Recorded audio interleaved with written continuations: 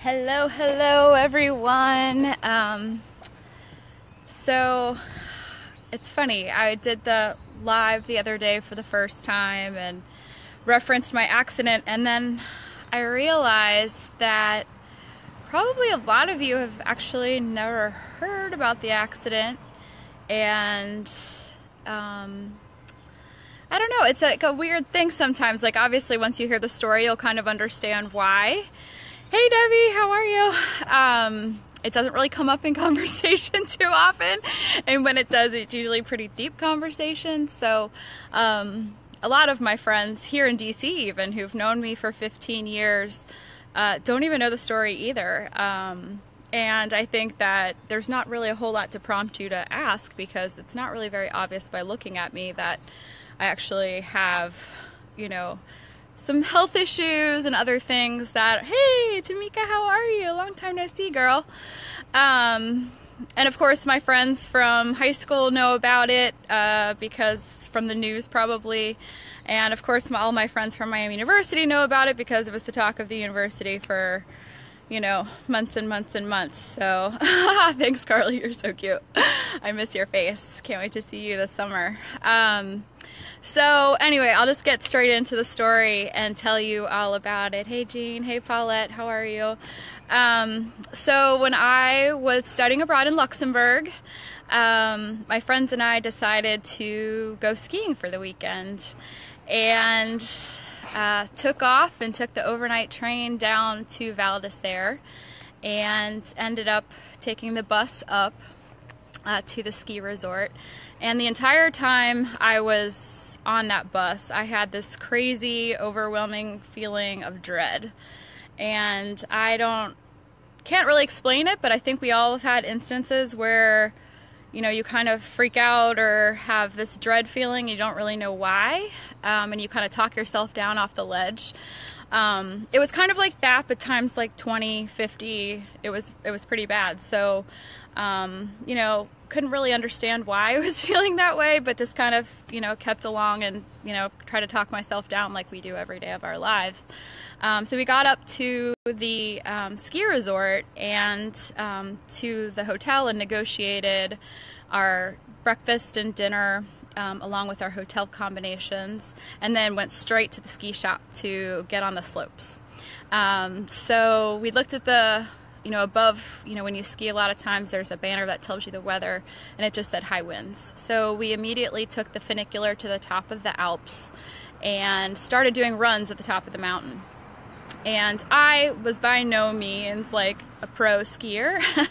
So my friend Lisa and I decided that we would ski together, because all the other guys and gals we were with, there were 7 of us, were more expert skiers. And so that way we could kind of ski at our own pace and not feel like we were, you know, going to push ourselves somewhere we shouldn't, knowing that it was the Alps and all.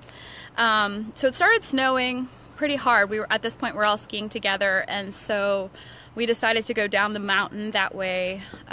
Hopefully it wouldn't be snowing as hard. So we go pick a slope, and I was a little nervous about that because not knowing, we didn't know what the sign was. We had no idea what level of slope it was. And so my friends were like, you know, just don't worry about it. If it's, you know, moguls and stuff, you'll just go down on your butt. It's like not a problem. But I still had this feeling of dread that I had previously in the day. And I thought about turning back and taking the funicular down. But I thought, you know what? You're being stupid, right? Like, we say these kinds of things to ourselves all the time. You're just being dumb. Like, just go. It's going to be fine, right? Well, it was not fine. So we start skiing down the mountain, and pretty quickly the powder is accumulating to the point where we can't ski anymore. It's that deep. So we start hauling our skis and trudging down the mountain. And then again, pretty quickly we're up to our thighs in snow, and we're single file going down the mountain. And so at a certain point we decide, you know what, this is what insurance is for your skis. So we ditch our skis and we start hugging the mountain to kind of make our way down and down and down. Well, we ended up going an entire 360 degree back to where we dropped our skis. So at this point, we know we're screwed, right? Like, when you're in that environment, like, you know you're in deep doo-doo. So we all kind of looked at each other like, okay, this is like go time. This is, you know, serious. So we decided to obviously we have to keep going.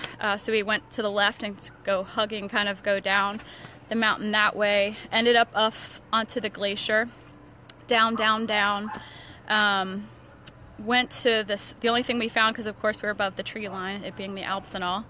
And so we kind of stopped at this boulder to rest for a little bit, and then kept going, down, down, and came upon some crevasses. So of course at that point we know we can't go down anymore. So we decide at this point, what are we going to do? Are we going to keep trying to find a way down, or are we going to shield ourselves behind that boulder that we found? And so we decided that we would hunker down for the night, hopefully be able to survive the night. And at this point it's 80 below outside, so severe wind chill going on. So we all just stacked behind this boulder. There's boulders like this, and we're just stacked behind it. There was like a little dip right by the boulder itself. So two of my friends were stuffed kind of in there. And we, you know, just laying there all night long, kind of in and out of consciousness, fully aware of what was going on, right? Because you know when you're cold, like, that's okay, but when you stop feeling cold, you know that you're in trouble. So, again, thinking about my family, thinking about all my loved ones and friends back at home, and, you know, my parents, my brother, gosh, I'm gonna start crying. Anyway, so woke up the next morning by some miracle, and couldn't move. My legs were basically frozen. Couldn't bend them. My friend John had to kick my legs free. Sorry, guys. So you can see why it doesn't come up all the time. So sorry, Rachel. I'm sorry you're crying on the tea. I love you. So woke up, pulled everybody up, and kind of got them moving. I couldn't move my knees very well, so I was kind of just sitting there trying to get my knees to move. And my friend Chris had wandered off, and so Lisa went to go find him and found that he had died. He died of cardiac arrest. Then my friend Rebecca was right behind me with my friend CJ, and started hearing her lose it. So, you know, your mind starts going. It's kind of like the last thing your body does is protect all the vital organs, and that's sort of like the last thing to go. And so she started talking about her horse and her family at home, and then she was gone.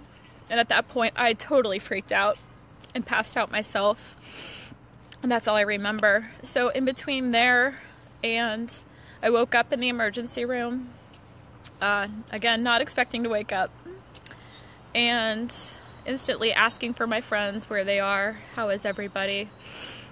So in total, 5 of us survived. 2 of my friends passed away. I was in the hospital in France for about a week, just stabilizing everything. I was 1 degree away from cardiac arrest myself. I had been airlifted, helicoptered down along with my friend Lisa, down the mountain. My other friends were snow-catted down. My friend Brent, by some miracle, was able to walk and was in pretty good shape the next morning, so he took off looking for help, even though the blizzard was still going in full force. And then all of a sudden, the blizzard just let up, and so people were already looking for us that next morning. And I don't know if it's because we had negotiated our breakfast and dinner with our accommodations, or if, you know, they just kind of knew we were missing and they could see exactly where we were, and that's how they found us and saved us.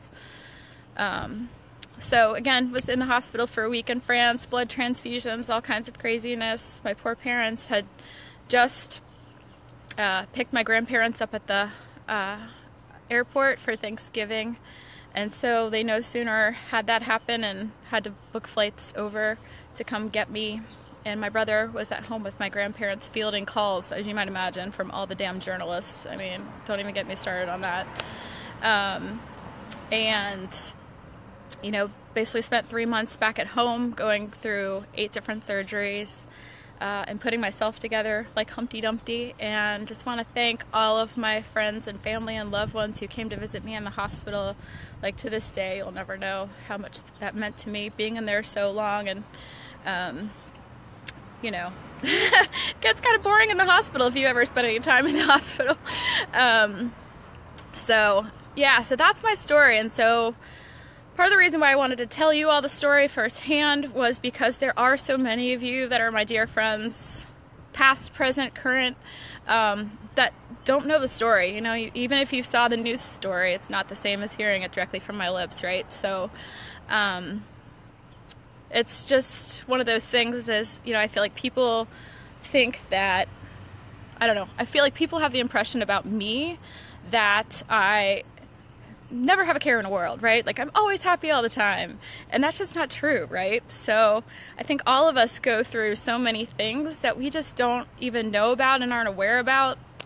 And so as my friends, I wanted you to know this little bit about me and understand me a little bit better and to know that I struggle just like you guys do, and we all have our stuff, right? And my stuff is largely that, right? But we all have our stuff, and even though it's different, it's all hard, right? Like, and that's life, and we have to get through it and keep moving. And so having all of you, my friends, my family, my loved ones, is really what makes it all worthwhile, right? That's why we're here, is to spend time with each other and make our lives better and help each other out. And so that's sort of my philosophy of life ever since then. I mean, I would even say even before that, I was kind of that way. But, you know, positivity is a choice, moving forward is a choice, acting is a choice. And I just encourage you all to just keep going. If you're going through a rough time, I'm sending you a big hug right now because I've been there myself, and you'll get through it. We'll all get through it, right? We just gotta keep plugging away. So I love you guys. Thanks for tuning in today, and I will hopefully see you all soon. Bye.